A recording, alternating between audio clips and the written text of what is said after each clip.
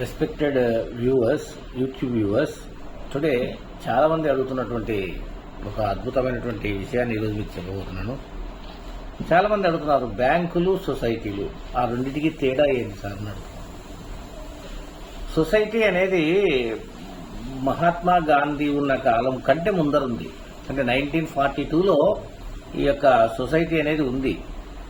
అసలు ఈ సొసైటీ ఎలా ఏర్పడుతుంది అంటే, ఒక ప్రెసిడెంట్ కానీ, ఒక చైర్మన్ కానీ, ఒక డైరెక్టర్ కానీ, ఒక సెక్రటరీ, ఒక ట్రెజరర్, ఈ వీళ్ళను పెట్టుకుని ఈ యొక్క సొసైటీ నడుపుతారు. అయితే పూర్వకాలంలో, నేను బాగా జ్ఞాపకం ఉన్న కాలంలో, నాకు బాగా తెలిసిన కాలంలో అసలు ఈ సొసైటీ అనేది ఎలా ఏర్పడింది అంటే, ముఖ్యంగా ప్రతిదానికి బీజం వేసేవాళ్ళు ఈ బ్రాహ్మణులు. బ్రాహ్మణులు అనేవాళ్ళు ప్రతిదానికి ఒక బీజం లాంటిది వేస్తారు. అంటే ఏదన్నా ఒకటి ముందుగా ఆలోచించి ఒక విత్తనం వేస్తారు. అది చెట్టు అవుతుందో, మొక్క అవుతుందో, మధ్యలో పోతుందో ఎవరు తెలియదు, కానీ వేస్తారు.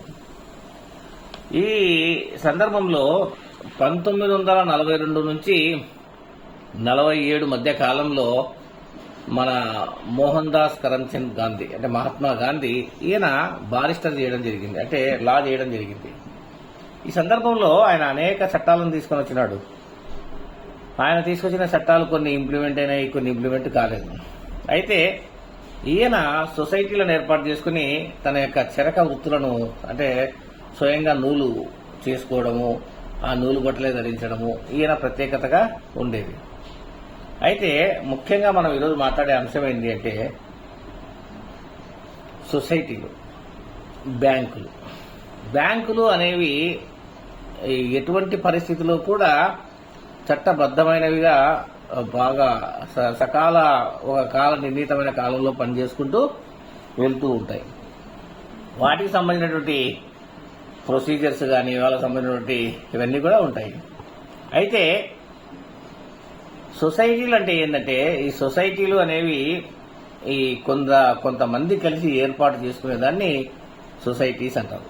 అయితే ఈ సొసైటీ ఇప్పుడు ఎలా ఉండేది, నేను నా చిన్నతనంలో మా ఊర్లో ఒక బ్రాహ్మణులు ఉండేవాళ్ళు. అయితే ఒక ఆయన పేరు వచ్చేసి శేషగిరిరావు, ఇంకొక ఆయన వచ్చేసి సీతారామ శర్మ. వీళ్ళిద్దరు కూడా ప్రతిరోజు ఆ రోజుల్లో బ్రాహ్మణులకు పొలాలు, ఇల్లు దండిగా ఉండేవి. ఎందుకంటే ఆ రోజుల్లో వాళ్ళు బాగా బతికే వాళ్ళ తాతలు కానీ, వాళ్ళ ముత్తాతలు కానీ, వాళ్ళకు ఆస్తుపాస్తులు అనేవి ముందు నుంచి ఉండేటివి. అయితే ఈ సీతారామయ్య శర్మ కానీ, శేషగిరిరావు కానీ, వాళ్ళిద్దరు కూడా ఒక ఇంట్లో ఉన్నప్పుడు వాళ్ళిద్దరికి ఒక ఆలోచన వచ్చింది. అరే, మనం ఊరికే ఉండేదానికంటే ఏదన్నా చేసుకుంటే మేలు కదా, మనకు బాగుంటుంది, కాలక్షేపం ఉంటుంది, ఏదన్నా భవిష్యత్తు కూడా ఉండొచ్చేమో కదా అని ఆలోచించినారు ఇద్దరు కూడా. ఎవరు? శేషగిరిరావు, ఈ సీతారామ శర్మ ఇద్దరు ఆలోచించినారు. అయితే వీళ్ళు ఆలోచించిన విధానము అమలు చేయాలంటే ఏం చేయాలి? ఆ రోజుల్లో బ్రాహ్మణులు ఎవరు పిలిస్తే వాళ్ళ ఇళ్ళకి వెళ్ళేవాళ్ళు కాదు. ఎవరన్నా పిలిస్తే వాళ్ళు పిలిచినావు, నీకు పని పాట లేదా అని చెప్పేవాళ్ళు. బ్రాహ్మణులకు కూడా పోరు ఆ రోజుల్లో. అంటే అంత నియమనిష్టలు ఆ రోజుల్లో బ్రాహ్మణులకు ఉండేవి. ఎందుకంటే అక్కడికి పోతేనే వీడు ఏమన్నంటే వాళ్ళని తెచ్చిపెట్టి ఏమంటే ఇస్తూ ఉంటారు. ఎందుకంటే వీళ్ళు ఏదో కాలక్షేపానికి పెట్టుకున్నవి ఇవన్నీ కూడా. కాబట్టి వీళ్ళు ఎట్లంటే ప్రవర్తిస్తూ ఉంటారు. ఈ ప్రవర్తనకు విసిగిపోయినటువంటి ఆ బ్రాహ్మణ సముదాయం కూడా అక్కడికి పోకుండా ఉండేది. అయితే సీతారామ శర్మ ఏం చేసినాడు అంటే, ఒక ఉపాయం చేసినాడు. ప్రతి ఇంటికి వెళ్లి ఈ విధంగా చెప్పడం మొదలుపెట్టినాడు. మనం అందరం కలిసి ఏదైనా ఒక డబ్బు వచ్చే విధానాన్ని ఏర్పాటు చేసుకుందాము, మనకందరికీ సామూహికంగా డబ్బు వచ్చే మార్గాన్ని మేము తయారు చేసినాము, మీకు ఇష్టమైతే మా దగ్గరికి రండి, మేము చెప్తాము అని మొదలుపెట్టినారు. ఎవరు? ఈ సీతారామ శర్మ వాళ్ళు. అయితే ఈ సీతారామ శర్మ చెప్పినటువంటి ప్రతిపాదన ఆ రోజుల్లో చాలా మందికి పెద్దగా ఇష్టం ఉండేది కాదు. ఎందుకంటే బ్రాహ్మణులకు మధ్య సరైనటువంటి అవగాహనలు లేవు. ఎందుకంటే వీడు బాగున్నాడంటే వానికి మంట, వాడు బాగున్నాడంటే వీరికి మంట. ఈ విధంగా వీళ్ళల్లో కొట్లాడుకుంటూ ఉన్నప్పుడు ఎలా డెవలప్ అవుతుంది, ఏ సొసైటీకి డెవలప్. అదేవిధంగా బాగా గమనిస్తూ పోతే ఆ సమయంలోనే మన మోహన్ దాస్ కరమ్చంద్ గాంధీ, మహాత్మా గాంధీ గారు వైశ్యులకు సంబంధించినటువంటి ఒక సంఘాన్ని ఏర్పాటు చేసుకుని అద్భుతంగా నడిపినాడు. అది చాలా మందికి తెలియదు. అసలు ఈ రోజు కూడా ఆ విషయం చాలా మందికి తెలియదు. ఈ మహాత్మా గాంధీ ప్రతిపాదనలు కానీ, మహాత్మా గాంధీ ఆలోచన విధానం కానీ చాలా అద్భుతంగా ఉండేవి. ఎందుకంటే ఆయన పెద్దగా ఏమి కూడా మాట్లాడేవాడు కాదు, కానీ ఆచరణ చేసేవాడు. అంటే ఒక సంఘం ఏర్పడము, వాళ్ళకి కావాల్సినటువంటి సదుపాయాలు ఏర్పరచుకోవడము, వాళ్ళకి ఏదైనా అవసరాలు ఉంటే తీర్చుకోవడం. ఆ రోజుల్లో డబ్బుకు పెద్ద విలువ ఉండేది కాదు. రూపాయ అంటే ₹1 ఒక నెలంతా బతికేవాళ్ళు. ఒక అనా పైసలతో సహా 1 పైసా, 2 పైసలు, 3 పైసలు. నా చిన్నతనం కాలంలో కూడా నేను అనా పైసలు, 1 పైసా, 2 పైసలు చూసిన, నేను వాడినా కూడా. కాబట్టి ఈ యొక్క గణాంకాలు అనేవి పూర్వకాలంలో ఉండేవి. అయితే మనం ఈరోజు మాట్లాడుతుండేది సొసైటీ గురించి. అంటే వీళ్ళు సీతారామ శర్మ ఏం చేసినాడు, చాలా మందిని దగ్గరకు తీసుకున్నాడు. అయ్యా రాండి మనం మాట్లాడుకుందాము అని. సరే ఏదో పిలుస్తున్నాడు కదా, పెద్ద మనిషి లెక్క తయారైనాడు కదా, మన సీతారాముడే కదా అని బయలుదేరినారు. ఎవరు? ఊర్లో ఉండే 200 బ్రాహ్మణ కుటుంబాలు అక్కడికి బయలుదేరినాయి. ఎక్కడికి? ఆ ఊరి చివర ఇతను పెట్టుకున్నటువంటి ఆ ఇంటికి బయలుదేరినాయి. ఏమైనా సదుపాయాలు చేస్తే కదా అతను. ఊరికే పిలిచినాడు, రాండి రాండి రాండి అని. సరే మన వాళ్ళు కష్టమో నష్టమో తెలియదు, పోయినారు. ఎవరు తోచిన విధంగా వాళ్ళు కూర్చున్నారు. ఎక్కడో చట, ఆ మూలకొకరు, ఈ మూలకొకరు, అక్కడొకరు, ఇక్కడొకరు. బయట అంటే ఖాళీ స్థలాలు కాబట్టి ఎక్కడో చట కూర్చున్నారు. కూర్చుంటే మనవాడు మొదలుపెట్టినాడు సీతారాముడు. ఏమని మొదలుపెట్టినాడు? సహకార సంఘాలు అంటే మీరు మాకు సహాయం చేయండి, మేము మీకు సహాయం చేస్తాము. అప్పుడు ఒక బ్రాహ్మణుడు లేచి అడిగినాడు, అయ్యా నువ్వు ఆ మాట మాకు ఇంటి దగ్గర వచ్చినప్పుడు చెప్పలేదు కదా, మీరు మా దగ్గరకు రండి, మీకు ఆదాయం వచ్చే మార్గాన్ని చూపిస్తావు అని చెప్పినావు. ఇక్కడికి వస్తే మీరు మాకు సాయం చేయండి, మేము మీకు సాయం చేస్తాము అనేది ఏం మాట అది అని గట్టిగా అడిగినాడు ఒక పర్సన్. ఆ రోజుల్లో ఈ యొక్క శ్రీనివాసరావు అంటే కర్ణవతను, ఈ కర్ణము రెడ్డి, ఈ రెడ్డితో కలిసినటువంటి ఈ శ్రీనివాసరావు అనేక విధాలుగా డబ్బులు నష్టపోయి అప్పుల పాలైపోయినాడు. బాగా దెబ్బతిన్నాడు. ఎందుకంటే వాళ్ళన్ని రకరకాలుగా ఇతనికి చెడగొట్టినారు. అయితే ఇతను ఏం చేసినాడంటే ఆ అప్పులు తీర్చుకోలేక, రుణ బాధలు తట్టుకోలేక ఈ సొసైటీ పెద్ద అయినటువంటి సీతారామ శర్మ దగ్గరికి వచ్చినాడు. వచ్చి అడిగినాడు, ఏమయ్యా ఇట్లా మాకేమన్నా సాయం చేస్తావు? నువ్వు ముందు మాకు సాయం చేస్తే తర్వాత నీకు సాయం చేస్తావు. వాడి దగ్గర ఏమీ లేదు, వాడు అప్పులో ఉన్నాడు, వాడు వీనికేం సాయం చేస్తాడు? చేయలేడు కదా. ఆ విధంగా ఆ మొట్టమొదటగా ఆ కర్ణం అనే అతను పక్కకి వెళ్ళిపోయినాడు. అలా వెళ్ళిపోయిన అతను ఈ యొక్క కొన్ని కులస్తుల వల్ల అప్పుల పాలైపోయినాడు. ఆ కులస్తులు చేసినటువంటి ఈ మోసాలకు ఇతను బలైపోయినాడు. దాదాపుగా అన్ని పోగొట్టుకున్నాడు. అయితే అనుకోకుండా అతను ఒకరోజు మరణించడం జరిగింది. అయితే ఆ ఊరిలో చలమ బావి అంటారు దాన్ని, అంటే నీళ్లు తోడుకునే బావి. 12 వీధులకు కలిపి ఒకటే బావి ఉండేది. ఆ విధంగా ఆ కర్ణం అతను చనిపోవడం జరిగింది. ఆ బావిలో పడి చనిపోవడం జరిగింది. అతన్ని తీసిన తర్వాత బ్రాహ్మణులందరూ కలిసి మనం అందరం దీన్ని ప్రక్షాళన చేద్దాము, మన వాళ్ళకు నియమనిష్టలు చాలా ఎక్కువ, ఆలోచన ఆచరణ తక్కువ, కానీ నియమనిష్టల్లో చాలా ఆచరణలు ఎక్కువ ఉంటాయి. అయితే అందరూ ఇప్పుడు ఆ బావికి ఎన్ని గిలకలు ఉంటాయి? 1 గిలక ఉంది. మొత్తం 3 చట్రాలు ఉన్నాయి, అంటే 3 చెక్కలు, ఇక్కడ ఒక చెక్క, అక్కడ ఒక చెక్క, అక్కడ ఒక చెక్క. మన వాళ్ళు ఏం చేశారు, ఒక్కొక్క చెక్కకు 4 గిలకలు కట్టడం మొదలుపెట్టినారు. 4 గిలకలు వేసినారు. మొత్తం 12 గిలకలు అవుతాయి. ఇంకా తీసి నీళ్లు తోడుతూనే ఉన్నారు నీళ్లు, బావిలో నీళ్లు తోడుతూనే ఉన్నారు. పొద్దున్న నుంచి సాయంత్రం అయింది. దాదాపుగా నేల కనపడింది.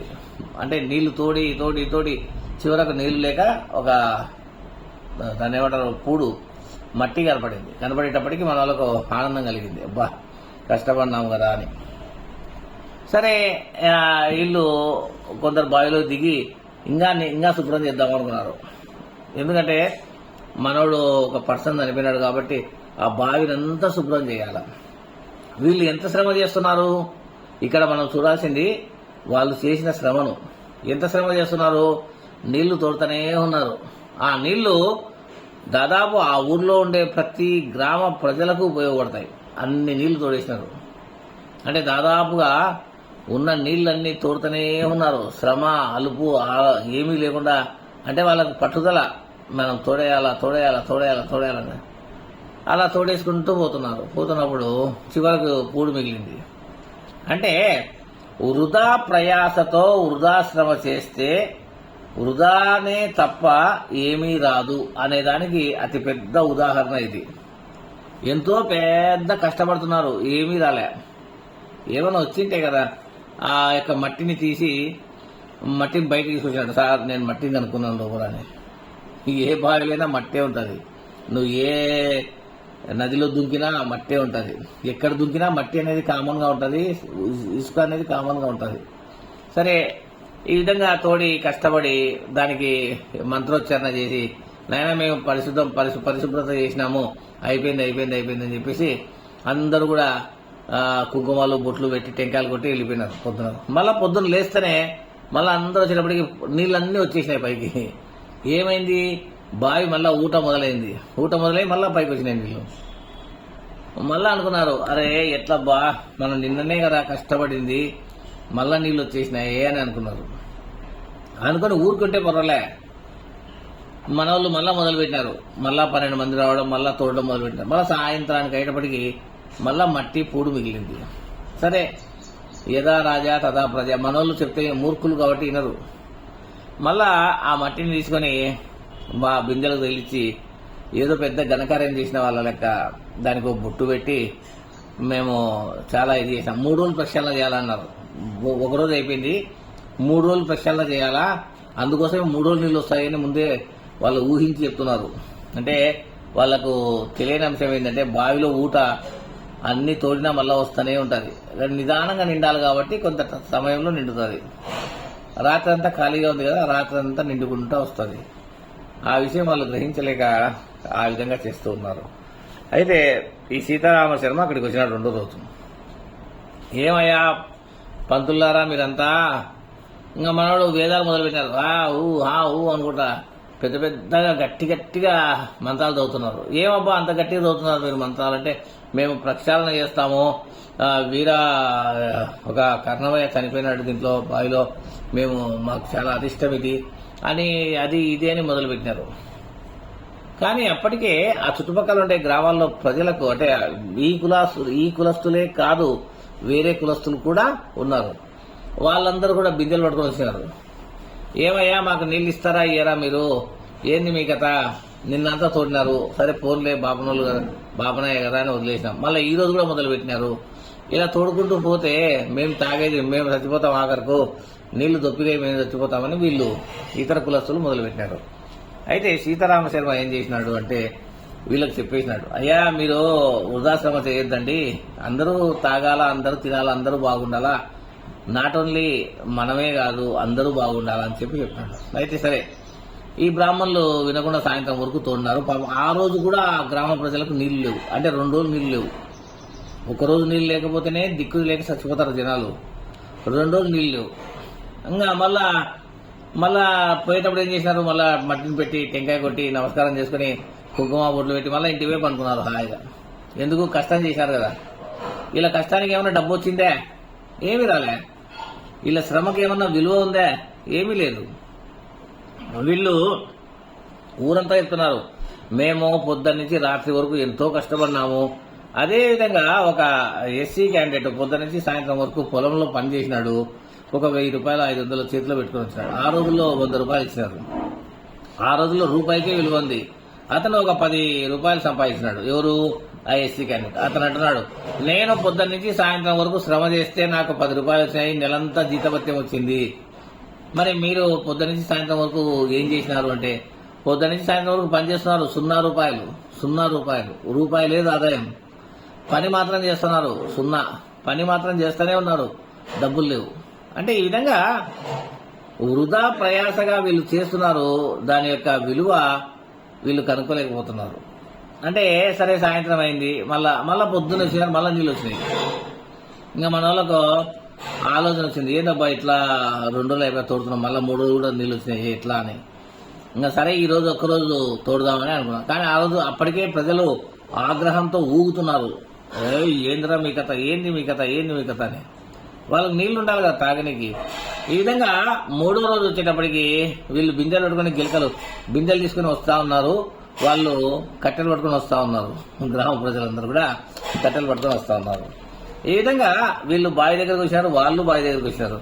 అయితే వీళ్ళకంటే ముందుగా 12 తాళ్ళు వేసి ఎవరు నీళ్లు వాళ్ళు పట్టుకున్నారు. పొద్దున్నే 5 వీళ్ళు వచ్చేటప్పటికి 7, 8 అవుతుంది.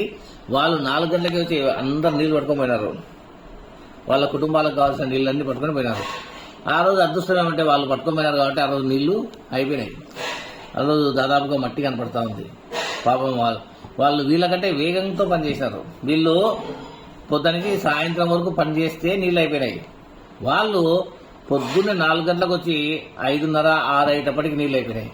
అంటే వాళ్ళు చాలా వేగంగా పనిచేశారు. అయితే ఈ సీతారామ శర్మ అక్కడికి వచ్చి, సరే చూసినారా మీరు ఎంత కష్టపడినారో, మీకు 0 రూపాయలు కదా, అదే మన సొసైటీలో చేరితే మనమే ఎవరినో ఒకరిని పనికి పెట్టి ఇవన్నీ చేయిస్తాం కదా, మీకు ఇవన్నీ తెలియదు, మాకు అన్నీ తెలుసు అని చెప్పి అందరినీ మంచి మాటలు చెప్పి అందరినీ చేర్పించుకున్నారు. చేర్పించుకున్న తర్వాత ఎవరికైతే డబ్బులు అవసరం ఉంటుంది, ఎవరికైతే ఏం కావాలో అవి ఇవి చూస్తాం అది ఇది అని చెప్పి చిన్నగా డబ్బులు ఇవ్వడం మొదలుపెట్టినారు. సొసైటీ అనేది పరస్పర సహకారము, పరస్పర సంఘీభావం. అయితే ఈ సొసైటీలో వీళ్ళు ఎప్పుడైతే మొదలుపెట్టినారో లావాదేవీలు, ఈ సొసైటీ సభ్యులు వీళ్ళు చిన్నగా దాన్ని వ్యాపారంగా మార్చుకున్నారు. అంటే మేము 1 కోటి రూపాయలు ఇస్తే 2 కోట్లు సంపాదించాలా, లేదా 1 లక్ష ఇస్తే 2 లక్షలు సంపాదించాలా. ఆ రోజుల్లో 1 లక్ష అంటే చాలా పెద్దది, ఈ రోజుల్లో కోట్లు అయింది, ఆ రోజుల్లో లక్షలు. ఆ రోజుల్లో 1 లక్ష అంటే పెద్ద లక్షాధికారిగా ట్రీట్మెంట్ చేసేవాళ్ళు. ఈ రోజుల్లో 1 కోటి అంటే కోటీశ్వరుడు అంటున్నారు. ఈ విధంగా చేసుకుంటూ పోతూ ఉన్నప్పుడు వాళ్ళకి ఎటువంటి ఆక్షేపణ కానీ ఎటువంటి ఆలోచన కానీ రాదు. 2వ భాగము అతి త్వరలో మీకు చెప్పడం చేస్తారు. ఈ 2వ భాగంలో క్యాలిక్యులేషన్స్ మీకు ఉపయోగపడతాయా లేదా అనేది తెలుస్తుంది. 2వ భాగము 3వ భాగము చాలా ముఖ్యమైనవి. ఇప్పుడు 1942 తర్వాత 1900 మీరు బాగా ఆలోచించండి. ఇక్కడ సొసైటీ యాక్ట్ 1956 ఏదనేది కంపెనీస్ యాక్ట్. దీన్ని అప్పట్లో మన బ్రిటిష్ వాళ్ళు కూడా కంపెనీస్ యాక్ట్ అనేవాళ్ళు. కంపెనీస్ యాక్ట్ ఎప్పుడు ఉంది? ఇది 1955. కాబట్టి ఈ కంపెనీస్ యాక్ట్ 1955లో ఉంది. కాబట్టి ఈ కంపెనీ రన్నింగ్ అంతా కూడా 1982 నుంచి ఒక చట్టం అనేది చేయండి. దీనికి రూల్స్ రెగ్యులేషన్స్ ఎవరంతకు వాళ్ళు చేసుకోవాలి. సరే ఇవన్నీ కూడా ఇప్పుడు నేను ఒక వ్యాపారం చేస్తున్నా, అదే ఒక 10,000 ఉంది. నాకు తెలిసిన వాళ్ళకు తలా 1000 రూపాయలు ఇచ్చిన, 10 మందికి 10,000 ఇచ్చిన. నేను బతకడానికి డబ్బు కావాలి కదా. వాళ్ళకి నేను ఎట్లా ఇచ్చిన కండిషను, అయ్యా నీకు ఈరోజు 1000 రూపాయలు ఇస్తున్నా, నాకు 1010 రూపాయలు ఇవ్వాలి. ఏమంటున్నా? 1000 రూపాయలు ఇస్తున్నా, 1010 రూపాయలు. నేనేం ఎక్కువ డబ్బును ఆశించడం లేదు, కేవలము పైసా, ఒక పైసా ఆలోచిస్తున్నా.